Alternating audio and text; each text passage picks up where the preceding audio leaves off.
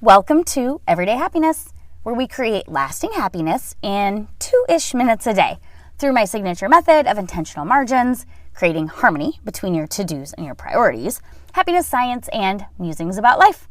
I'm your host, Katie Jeffcoat, and researchers Kennon M. Sheldon and Sonja Lyubomirsky in 2019 revised their infamous pie chart model, where they said in 2005 that 40% of our happiness is found in our intentional activity. So this spurred on so much great behavioral science research and their initial findings that they revised their perspective in 2019 because so much more research had been done. And they said that this most recent research affirms that people can affect their own happiness via their deliberate efforts, which is what we talk about here.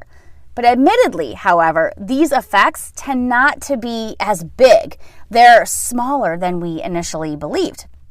Their findings indicate that when people change their intentional behavior, that is, doing something new that takes effort, they have a better chance of boosting their well-being and maintaining that boost than when they merely just change a factual circumstance, such as moving into a new apartment or buying a car, asking for and receiving a raise.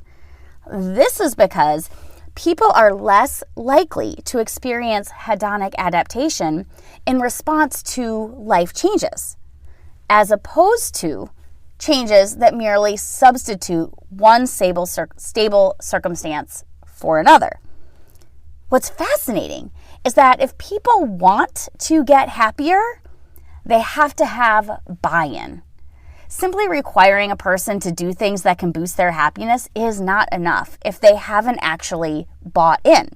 So if we need to buy into these techniques to boost our happiness, how does hedonic adaptation play a role?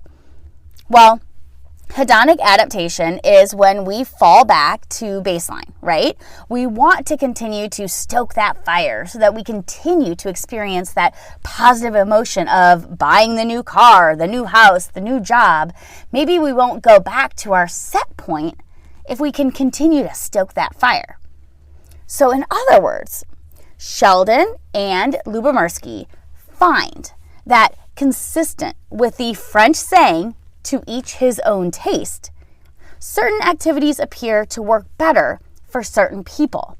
For example, highly extroverted happiness seekers may reap more benefit from positive activities that require interacting with others.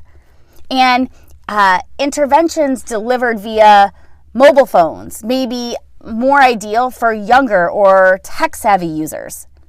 This is great news, friends, because this means that we get to take the happiness-boosting ingredients and create our own recipe for our fulfilled happiness. Today, I invite you to think of one thing that makes you happy and share it with us using the hashtag EverydayHappiness with Katie.